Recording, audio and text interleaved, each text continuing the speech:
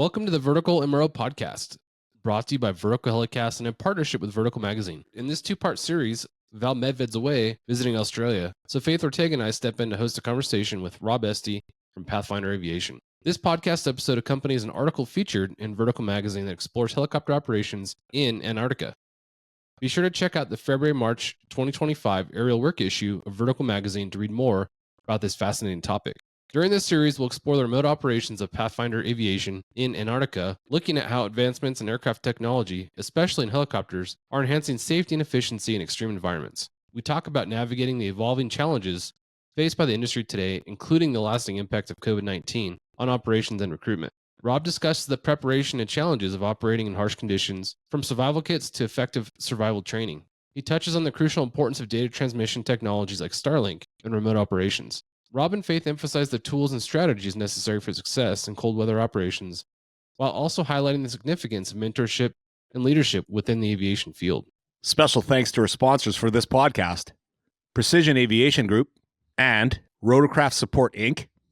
Welcome to the Vertical MRO Podcast, brought to you by Vertical HeliCASTS. All right, everyone, you're ready to contact. You're cleared to the Bravo. The Vertical MRO Podcast explores the fascinating world of helicopter maintenance, repair, and overhaul with your host, Val Medved. Now, line altimeter 3029, approved as requested. The podcast features helicopter technicians, mechanics, engineers, and MRO experts who share invaluable industry insight, knowledge, and stories that will inspire current and aspiring industry maintainers.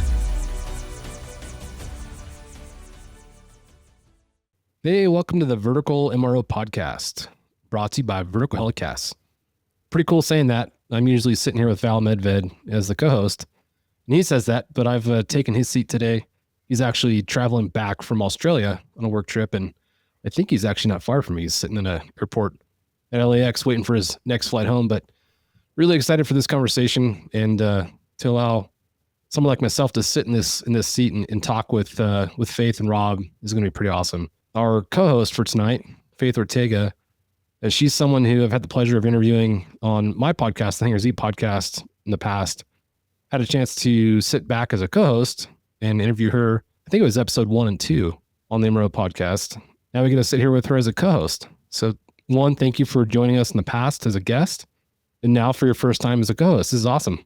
Yeah, I'm really excited. When I was telling my friends that I was doing a podcast, and they're like, "You're doing a what?" And I was like, "Yeah, I'll tell you guys about it tomorrow." Yeah, it's pretty cool. I mean, what you've done with your career and the outreach that you've had and the reach that you've had with not only the work that you're doing, but the work that you've done on social media is pretty awesome.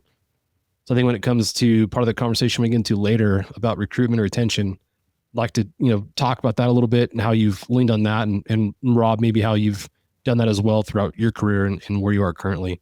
And again, for this conversation today, man, I'm really excited. This is a joint venture between us and Vertical Magazine. I was given our guest's name, who's Rob, by the way. How you doing, Rob? He's got a unique operation. They're operating out of Antarctica.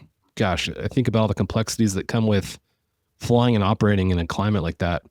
I have a lot of natural curiosity surrounding what you do, what your folks do, and how you do it. Being in Southern California, we don't see that climate, of course. Although I do live in the mountains outside of LA, so we do get snow. In fact, we have about 2 feet of snow predicted for this next weekend. So we'll go from wind to rain. On that, if you're watching on YouTube, you'll see my screen is pretty much blacked out with a weird light. I'm operating under a camping generator that powers out as we kind of go through this annual wind event that we're dealing with here.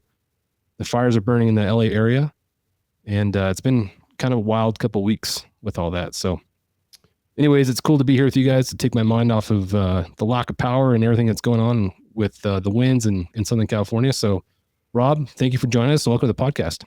Thank you, John. Where are you coming to us from tonight? I'm actually coming to you from just north of Vancouver there, up in Kamloops, BC. And it's super cold up there right now, right?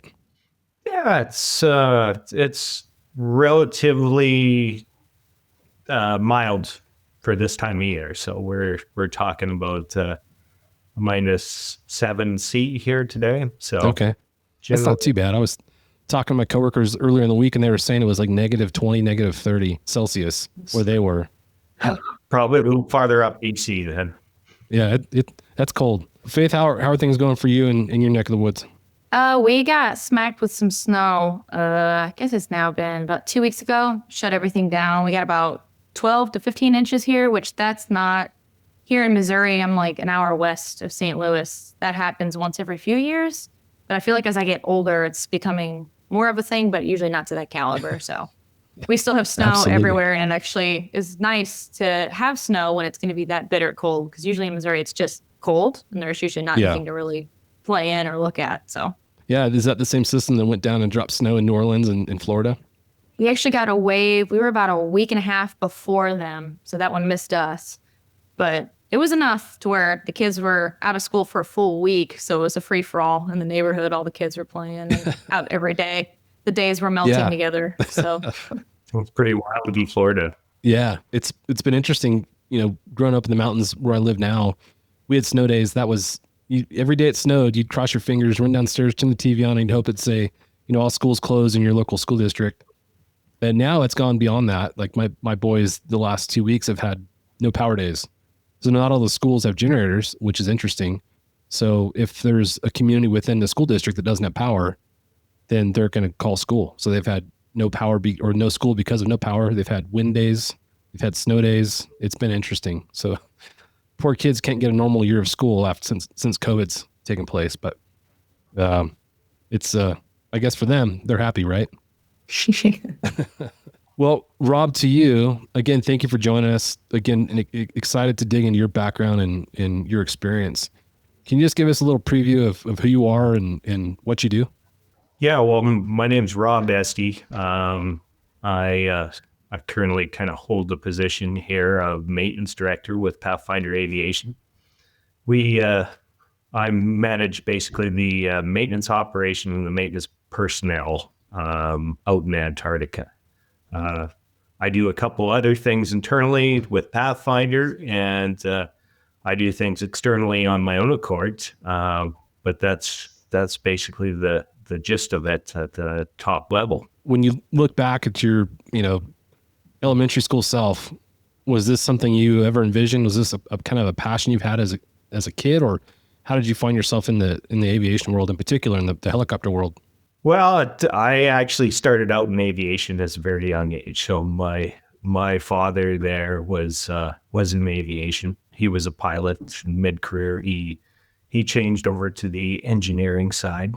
Yeah, we, due to the nature of the helicopter business, we lived in a bunch of different remote areas here in Canada.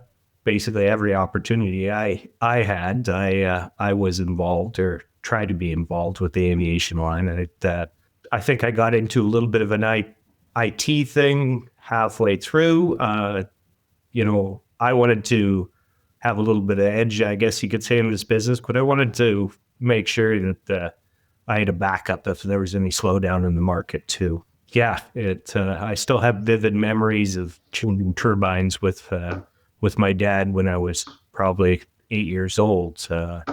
So I grew up with aviation, and haven't been able to stay away from it. Yeah, I think it's definitely infectious, right? Once you get bit by the bug, it's not going anywhere. I know, Faith, you had that same experience, right? yeah, it's a sickness. It really is. You, Faith, if I remember correctly, your dad was more on the automotive side, and you kind of steered into aviation. Can you talk about that a little bit? Yeah, my dad was on the automotive side of the house. However, he in his spare time, I feel like a lot of car guys, they always work on cars. And he was like, man, I'm just kind of burnt from doing that. So he actually used to restore old jet boats. And so that was how he kind of got to do something a little bit different. And I was like, all right, this applies to boats. What else is something, what's another avenue I could take this? And so long story short, ended up in aviation. And then a couple other friends were like, okay, what's even cooler than airplanes or helicopters? So, maybe you should take a peek into that. So I had no idea what that entailed. And a lot of awesome people pointing me in that direction is what got me where I am now. So no looking back, I'm so glad if I had to do it all again, I would do it the same way. So, yeah. Rob, for you, again, going back to when you were a kid, did you kind of figure out that you had a mechanical aptitude early on, or is that something you figured out as you kind of grew older? No, I found that I had a mechanical aptitude early on. I mean, I think initially I broke a lot of things. That's the best way to fix them, right?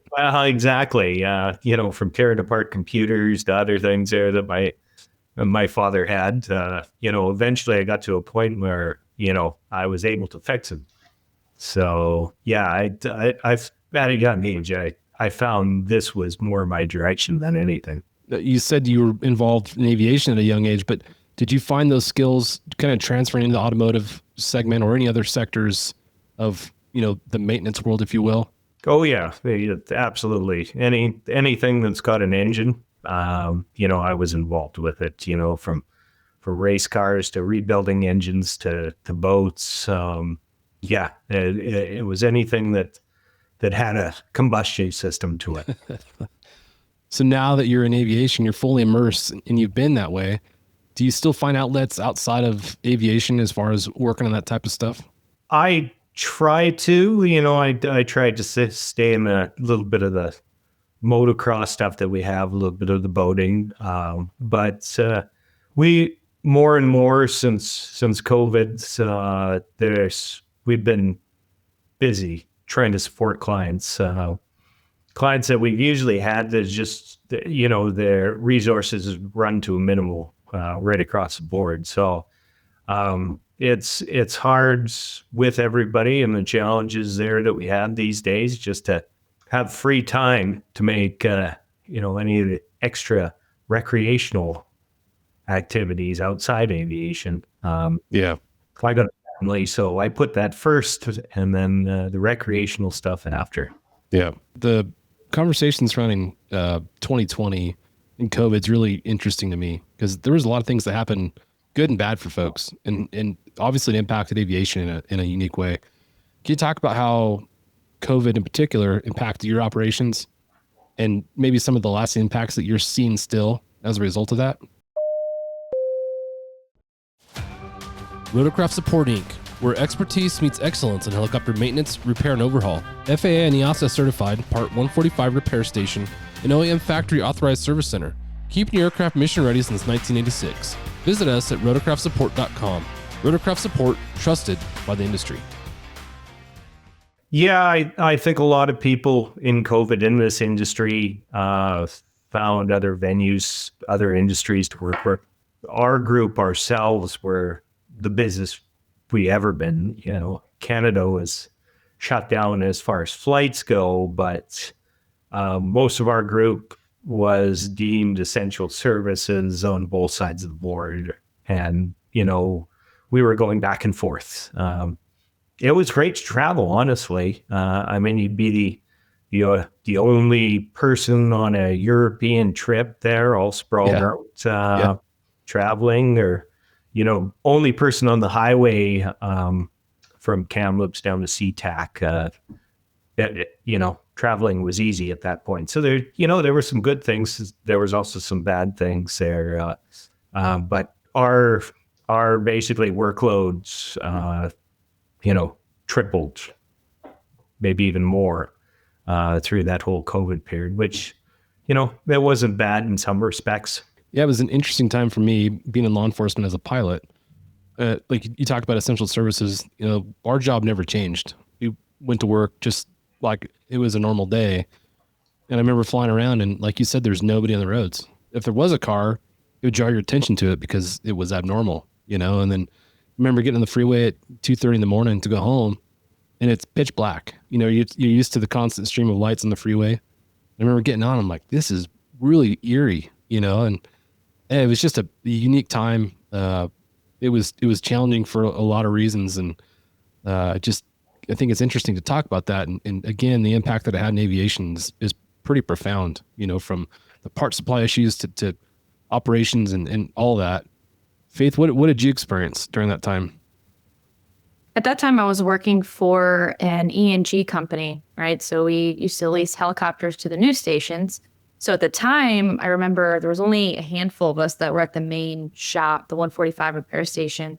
And we thought, heck yeah, like these helicopters aren't going to fly as much, so we're going to be able to catch up on maintenance. Well, sadly, no news is news. So every helicopter flew nonstop, and they're like, the smog has gone away, and there's nobody on the highway, and everything's empty. So our helicopters for all of our news stations across the country were just like constant. So like you said, I'm like, okay, this backfired. It was like a lull for like a week, maybe 2, and then it was just like rotors were turning the entire time. So we traveled exponentially the entire time, and they considered us essential, like you'd mentioned. And so we were flying, and like you said, I was on, Southwest, United, American, all these different airlines, and I'd be the only one, or, not even in just my row, maybe in like that whole portion of the plane, which was pretty crazy. So yeah, it was quite the time. It was way different than what I anticipated it would be, but yeah, it didn't slow down for us.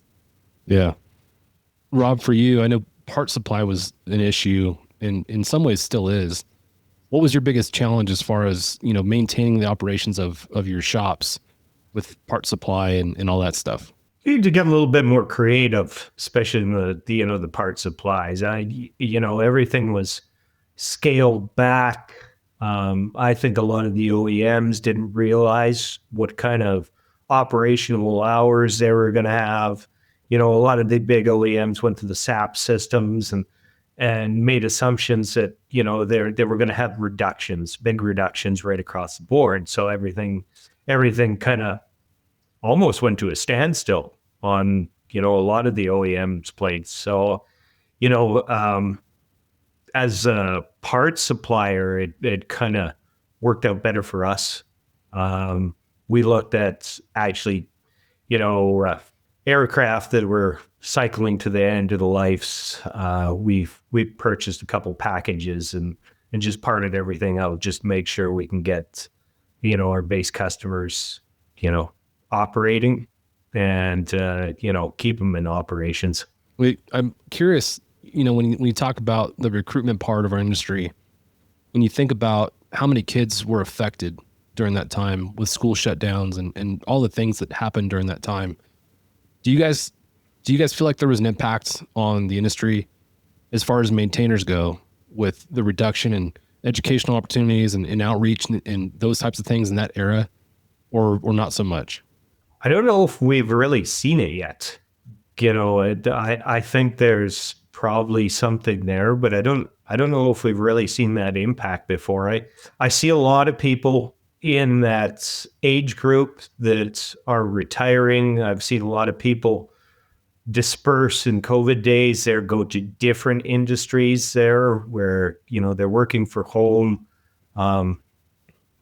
They get a little bit of change of standard of living, I guess, with that program. But yeah, I haven't really seen where the new generation, how much, how much it's actually depleting off, if there's really effect there.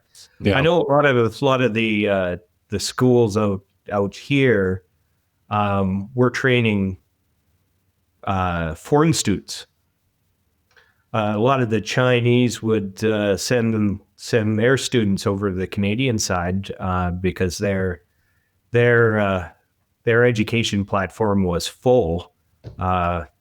Most of the schools, as far as maintenance and aviation on the western end, didn't really have a lot of people going back into the domestic industry that I found. Yeah. But yeah, it's going to be interesting there as the years go on just to see what kind of impact that might have happened. Yeah. I think you're right. I think it's definitely the older generation that it affected the most because, some of them that were thinking about retirement were like, well, I might as well just do it.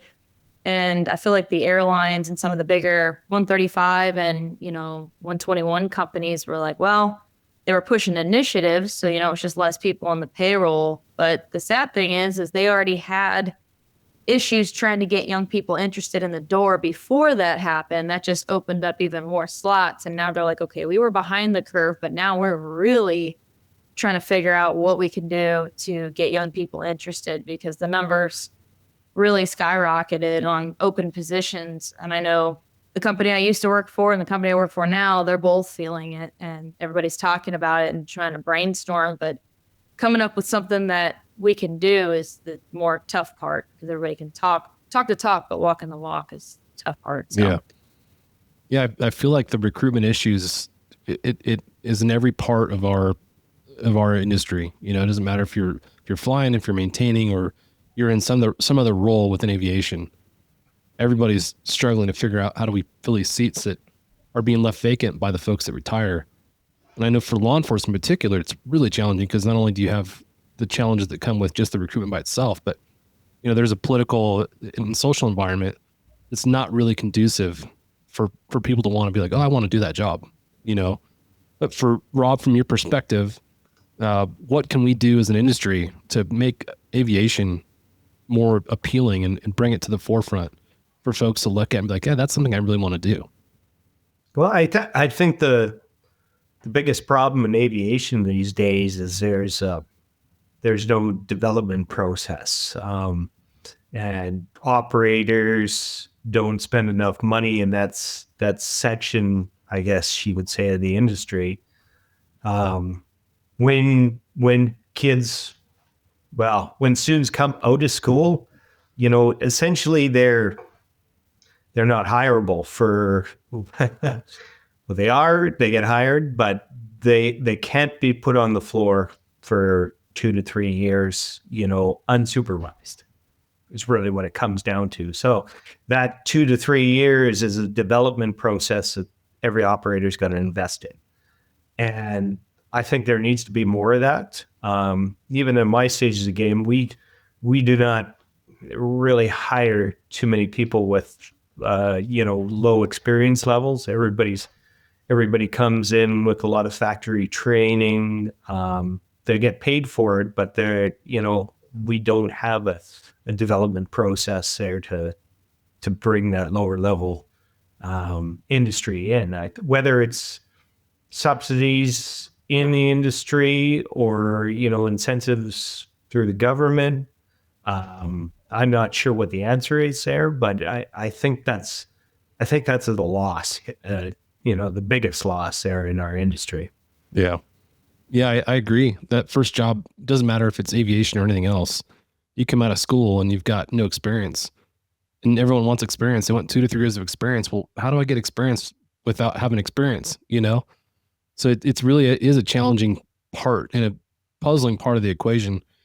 I like what a lot of people have done, you know, inviting folks in to work, you know, as a, on a lower level, kind of shadowing folks. You get paid less, but you're learning a great amount, you know, and kind of shadowing in that way is, I think, great. Faith, for you, based on what you've seen in the different operations you've been a part of, do you find anything that you've seen that's been effective in dealing with that?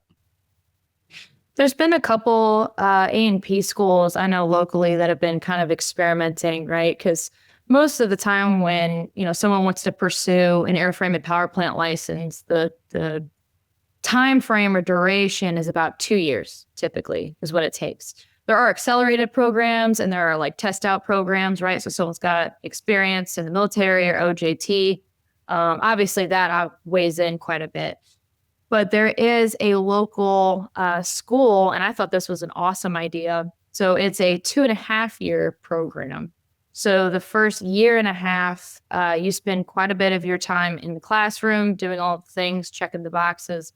But that last year, there's a local company that's a 145 repair station. So you're still considered in school, but for, 6 of the 8-hour day, you're buddied up with a mentor. And so you actually get to work on the floor. They're limited on tasks that they can do, and they have it pretty strategically laid out on which students can be with which mentors and how many can be in an area, all of the things. But they've noticed a lot of the guys that are mentors really enjoy having the students because they usually pair them with someone that's seasoned, been around the block, maybe someone that's not in an office job yet, but they're probably going to be soon. So they have more time to show them around and do those things. And the students are getting real hands-on experience, not just the classroom. some of the stuff that they learn in A&P school still, I'm shocked they keep it in the curriculum anymore. Having to learn about dope and fab and having to do, pressure carbs and things like that they're probably not going to see like World War II era aircraft. They're actually getting to work on legit aircraft. This is somebody's business jet or whatever the case may be. So I really hope that here in the next 2-3 years, when they can really start showing the numbers on how this is progressing, other people will take a page out of their book, because it keeps the students engaged. And a lot of the students that are leaving that program are going straight to that 145 because they're like, hey, do you have a job opening? And they're like, we always have job openings. So you can just roll your toolbox over here. So it's been working out really well. And I think some of the larger companies are probably going to start doing stuff like that so they can, funnel and teach their own people. Yeah, that's huge. I love those kind of innovative solutions to things. And I think aside from the educational part of it is a visibility part. I think that's kind of what we're trying to solve here at Vertical and through Vertical Valor in the podcast that's, covering this segment. But you, Faith, have done a great job with your socials. Can you talk about what you've done a little bit and with your socials to make this industry more visible for people to kind of get more of an understanding of what it means to be a part of this industry? Thank you to our sponsor, Precision Aviation Group. Mission-critical operators and fleet managers rely on Precision Aviation Group as a worldwide leading rotor and fixed-wing MRO provider. PAG provides tip-to-tail solutions in 4 MRO segments: avionics, components, engines, and manufacturing DER services. A single point of contact gives you access to over 150 million in inventory globally, 24/7. Just call 800-537-2778. Precision Aviation Group. Others sell parts. We sell support. Yeah, just the biggest thing that I've been doing on social media is just exposure, right? So a lot of kids that grew up or growing up in rural parts of the country or that weren't immersed in the world of aviation, how they're never going to know it's an option for them or it's a thing. So at the time, when I started my channel, I was just posting like, what is an A&P? A lot of people that want to work on cars or on boats, there are some certs that you can get and achieve, and it makes you more well-rounded, or you can work in certain shops. But ultimately, a lot of people work at mom and pop shops. They don't have any cert, and they're great mechanics. But to be an A&P, there are some boxes you have to check and some things you have to do. And so just being as transparent as I can, all the different acronyms and all the things you hear when you're outside of aviation, it sounds really overwhelming. And so I feel like a lot of people don't know what it takes to pursue a career. They think it's just out of their realm. So that was my biggest intent, was just to be transparent and to answer those, questions that people might be more embarrassed to ask. So I thought that the majority of my audience would be people high school age or that were a little bit more impressionable. But it was funny. I actually found out most of the people that were contacting me were actually exiting the military.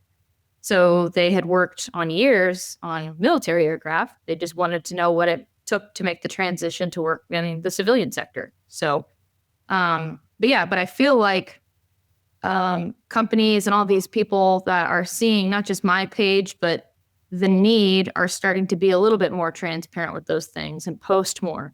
Everybody is always scared to post things, right? Because especially with all the liabilities that come with being an A&P or a pilot, obviously always showing things that, are done in the book, or showing references, things like that. But I feel like that's what's gotten people to take a bite at my channel. It's just been, this is what a helicopter looks like uncowled. A lot of people don't know what that looks like, all the inner working pieces. So I try to make it fun and upbeat. And I feel like that helps too, because, if I'm putting people to sleep, I'm not really doing my job either, because people don't want to watch that. So, but yeah, just being lighthearted and transparent is the biggest thing. I think that's made my stuff catch. So yeah, it's been super impactful, and your audience is huge.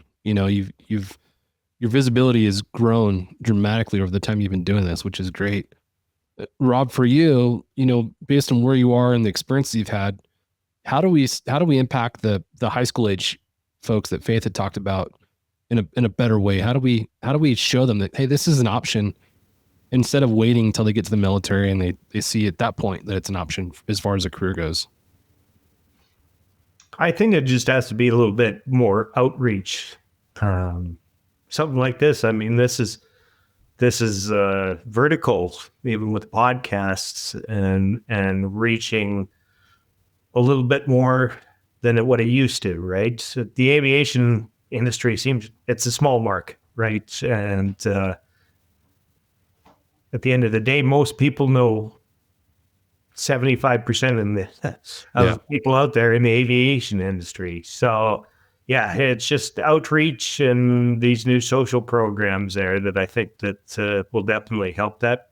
And then a little bit of the development process there, with the help of the operators out there, and maybe some assistance there through the government. Yeah, I think that'd be great. Career days with the high school programs, all those types of things to where, once you see that it's an option, you can realize that it's something you can pursue and it's not this foreign thing. So I'm happy to see how technology is kind of stepping in to fill those roles from the visibility standpoint. So thanks for going through that rabbit hole with me. I love talking about that stuff because, again, it's impacted every part of our industry.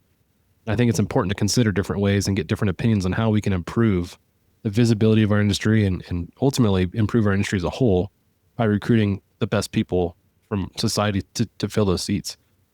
Rob, going back to you, and we started talking about what you're doing in Antarctica, but can you talk about just Pathfinder as a whole? Can you give us a broad overview of what Pathfinder does and in particular what you do there?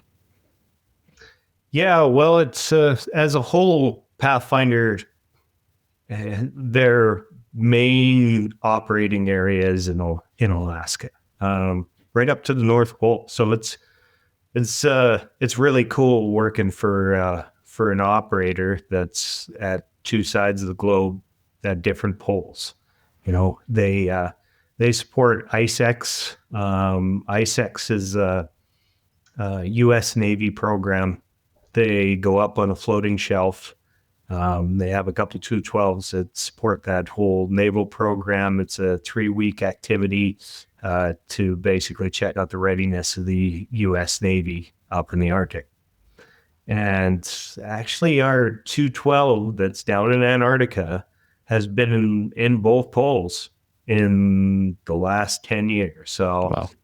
That's it's kind of neat. It's got some different paint jobs in between, but it was supporting 376. Papa Alpha was supporting ISEX in 2022. Now it's down in Antarctica as of the 2024 season, supporting the NSF. Wow.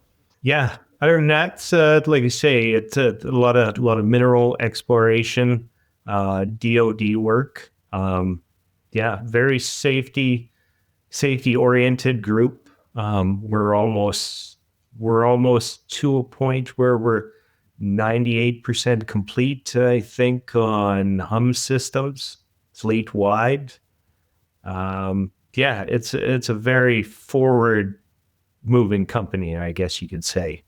Can you talk about how the HUM's adaptation has really helped you guys? And what that looks like for your operations in Antarctica in particular? Yeah, I mean, it's a weekly or bi-weekly process for me, even going through the data on the aircraft. There is some analysts there over at GPMS that look at our fleet directly. Have to give a shout out there to Josh Keegan there over at GPMS there and help and roll out in the new installations to Antarctica. But we go through those weekly, bi-weekly, and essentially every aircraft's different as far as the vibration levels, the data. But there's a lot of data sourced with these new HUM systems these days. I mean, you can even account how long a pinion is in contact lash with another pinion. That's how much data you're getting through on this.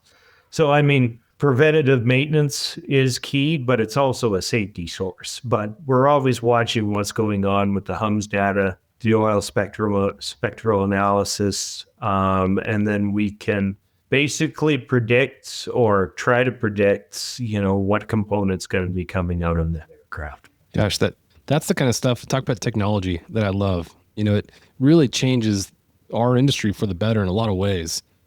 Faith, for you guys, is that something that you guys have adapted as well? I will say that the majority of the fleets that I have worked on have been a lot more legacy aircraft. So don't have as many of the internal systems on board that'll give you a little bit of a heads up like he's talking about. That would be crazy. I can't even imagine how much schooling that you would. So what type of helicopters are these The two 350 B3s. Okay. And then 112. But yeah, it's their legacy aircraft. Well, the 212 is essentially too, but there's a lot of the Type 1 aircraft that everybody kind of crosses over and with the contracts and the assumptions that don't have hum system. Okay, yeah, I was going to say a lot of the aircraft I'm working on are a lot more legacy, so they don't have some of the bells and whistles. I mean, they do on the interior for the medical side. Some of the other, camera systems that are mounted to the front, I feel like those are a lot more technologically advanced than the helicopters themselves sometimes that I'm working on. So, but that's pretty cool to hear. Yeah, I think the first moment we were dealing with a lot of R&D there previously before with Honeywell, and we had an EMS helicopter. It was a 412 platform.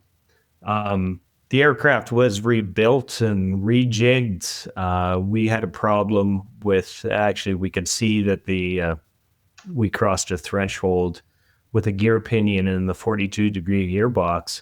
We removed that gearbox, swapped a couple other things out in troubleshooting, but it took a little while. But we actually figured it out with the jig work. The jig itself was off, and that aircraft was probably, the tail boom was about 3/4 of an inch off from the main airframe, which was the whole drive end was pulling the coupling. So, I mean, just with that alone, we pulled the gearbox apart. You could see no shadowing on the pinions itself, but you could see it in the data. Is that not something you would have been able to determine outside of having HUMS present with that particular diagnostic tool?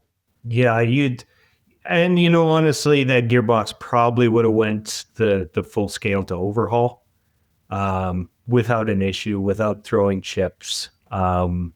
You'd probably, your opinions would be over limits at overhaul. So there in itself, it wasn't essentially a safety issue, but you saved 2 pinions out of an overhaul, and it's part of the idea behind HUMS is a fiscal idea, right? It's a financial.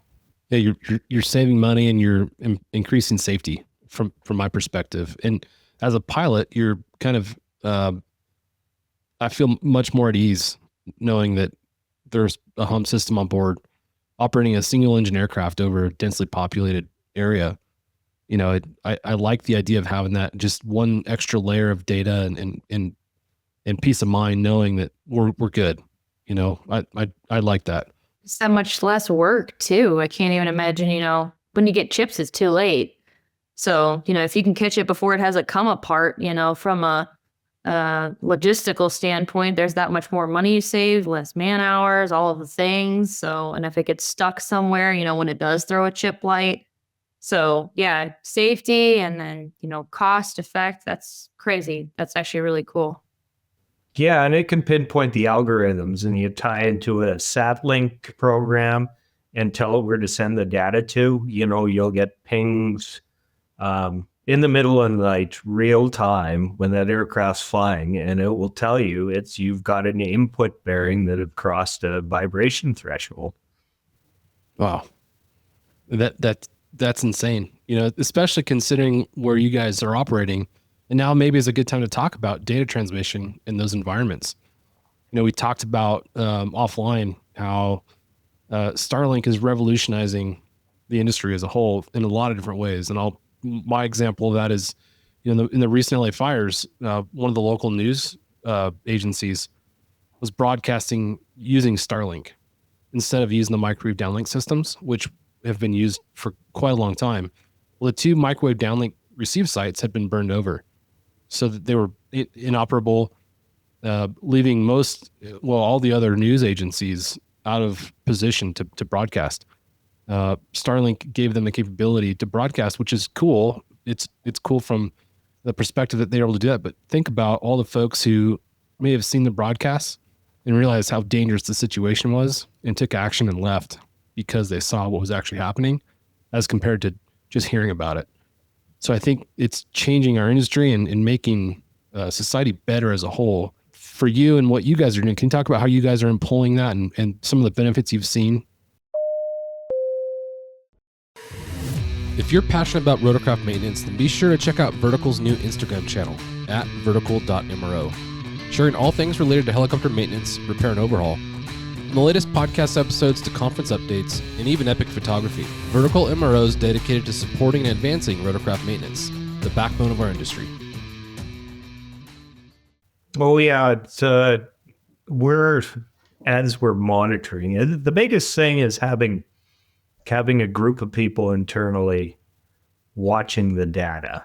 There are analysts there outside, but I think there should be a responsibility for the operator to monitor that data internally, right? So yeah, like you say, it's a weekly event for me as an upper layer, but those guys are putting it through the system daily. Unfortunately, they don't have a live link on the aircraft down there where it spits out any threshold closures or limit closures there through individuals there that are dealing with the hum system in those aircraft directly, but they're getting downloaded by the team daily. There currently isn't a Wi-Fi approval, which they're working on right now, and it was originally certified under cellular transmission. Well, we got a cellular transmission problem because we don't have cellular up in Antarctica. But the boys over at GPMS are working on the Wi-Fi certification, and once they complete the next EC 145 certification, it will be a little bit easier for the guys on site. It will just be a matter of leaving the battery on in that zone, and that all that information will be transmitted there over an IP. Yeah, it's amazing to see how one little component, just the communication side, can change things kind of for the better. Faith, have you had any experience using Starlink or any of those kind of technologies in your operations? I know that when I was in the E&G world, our different camera systems that we had on the front of the helicopter and being able to transmit to all of the stations sometimes was a challenge. So depending on, weather, not only weather, but terrain, if we weren't getting a good signal, but everything was good on the helicopter, sometimes we'd have to have them climb to like 10,000 feet, just to see if it was a helicopter, if it was their antenna or their receiver on their side. So it's crazy, though, some of the technology and the cameras that have come about in the last couple of years. These cameras are worth more than the helicopter, and they're mounted up to the nose. The guy that's in the back working the camera, it's basically, it's like a giant touch controller. He probably makes what the pilot makes, and he's sitting back there, working this entire camera. And some of them were, we had FLIR, we had Shotover, we had Cineflex. There were all these different companies, different makes and models. But, it's just crazy how our helicopter could be sitting in a hangar, and then all the way on the other side of the airport, they could zoom in on like a license plate temp tag, like how clear and accurate these things were.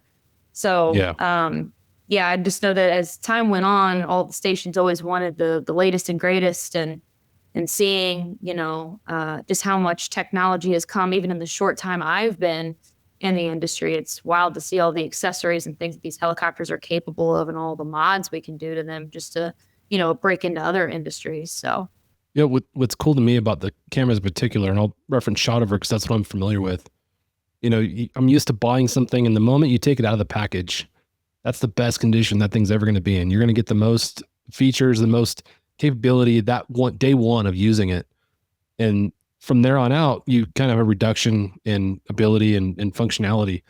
Whereas now, like the shot over cameras, what you get is the camera system, which you can upgrade and update the lenses as you go. But because it's a software-based camera system, it's like an iPhone. Your features and the things that you can do only improve and increase over time. So it gets better as you use it, which is really kind of a neat concept as a consumer and an operator, that it isn't the best when you take it out of the package. In fact, it gets better as you continue to use it, which is really cool, So going back to you, Rob, and you guys' experience with Starlink, how has that helped you guys in your operations in Antarctica? Almost like day and night. I guess you could say at the end of the day, we could not have a Teams meeting, online with the bandwidth the guys had previous. And I was involved with the previous operator, Air Center. This is the first cycle of approval with Pathfinder and the approval with Starlink. So the people that were involved with PHI and Air Center are just, like I say, it's day and night. They're blown away. You can have a crystal clear conversation. Somebody can bring the phone out for troubleshooting. Then we can go out on site onto the helipads and we can walk through the systems, right? So it's kind of a game changer there on that end. Yeah, how cool is that? I know shot over would remote into our helicopter in our hangar, and they would troubleshoot and diagnose problems we were having with stuff. Outside of having Wi-Fi access, that's not going to happen. So having that ability and access for you guys in Antarctica, to even if the opportunity arose for someone to remote into your aircraft and troubleshoot some of that stuff, diagnostically through the computer systems, how great is that? Going to the climate itself, you kind of talked about walking outside to work on the aircraft. I'm curious to hear about the operating environment there. In my mind, it's like opening the freezer and that's where you that's where you live and work. My brother, he was stationed in Fairbanks, Alaska for a while. And I remember him talking about the move up there. He drove his F-150 from Colorado up to Fairbanks. And I remember him talking about a lot of the components, the rubber components in the truck, basically going bad because it was so cold. So think about on the aircraft, what that means. And also what it means for the person that's walking out and doing work outside for whatever the reason is. I'm sure you want to do work inside as much as you can, but there's probably days where you just can't help but having to be outside. Can you talk about what it's like to operate in those conditions a little bit? Yeah, I mean, it's a cold thing. There's always that cold component. The weather variations, I think, between one side of the globe or the other are not too much of a disparity. A lot of the guys out there, we all have experience with, the Canadian Arctic, the Alaskan Arctic, the North Pole. So, yeah, I mean, you get into those situations where, especially metallic objects there, where you can't get gloves into certain areas there on engine sections. And sometimes you get your hands in there and, you lose some fingerprints. Oh, jeez. That's wild. The biggest problem down in Antarctica is the high winds. It's those guys could be very particular on tying those aircraft down with high wind tie downs, tying the airframe down to cement pads. There's winds upwards of 80 knots coming through and higher, and if there's some slack that comes out in the tie down center, you're going to have aircraft movements. You're going to have damage to the main rotor. It's all, everybody's methodically got to tie everything down when everything's unoperational and unattended. For the new person who's coming to work at your base, what's the most common mistake that happens when it comes to something as simple as tying the aircraft down?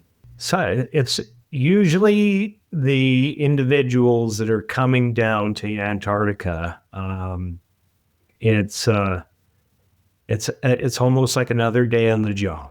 So we haven't at this point in time brought any of our crew that wasn't really adapted to cold weather and a lot of snow. So you're not taking the guys from Georgia, Louisiana over there for a trip? Or in California. Yeah. That'd be rough. Stand by for a message after a word from our sponsors. Rotorcraft Support Inc., where expertise meets excellence in helicopter maintenance, repair, and overhaul. FAA and EASA certified Part 145 repair station, and OEM factory authorized service center. Keeping your aircraft mission ready since 1986. Visit us at rotorcraftsupport.com. Rotorcraft Support, trusted by the industry. Thank you to our sponsor, Precision Aviation Group. Mission critical operators and fleet managers rely on Precision Aviation Group as a worldwide leading rotor and fixed wing MRO provider. PAG provides tip-to-tail solutions in 4 MRO segments: avionics, components, engines, and manufacturing DER services. A single point of contact gives you access to over 150 million in inventory globally, 24/7. Just call 800-537-2778. Precision Aviation Group. Others sell parts. We sell support. If you're passionate about rotorcraft maintenance, then be sure to check out Vertical's new Instagram channel, at vertical.mro, sharing all things related to helicopter maintenance, repair, and overhaul. From the latest podcast episodes to conference updates, and even epic photography, Vertical MRO is dedicated to supporting and advancing rotorcraft maintenance, the backbone of our industry. Hey everybody, this is Val here with Vertical MRO. Thanks for listening to this part 1 of our series. If you've enjoyed this episode, please don't forget to subscribe to our podcast and leave a review. Your support does help and create more content like this. For those of you who want to continue the conversation, join us on our social media channels and platforms or visit our website over at verticalmag.com. We'd love to hear all your thoughts and questions about today's topics. Until next time, I'm Val. This is Vertical MRO. We'll be seeing you.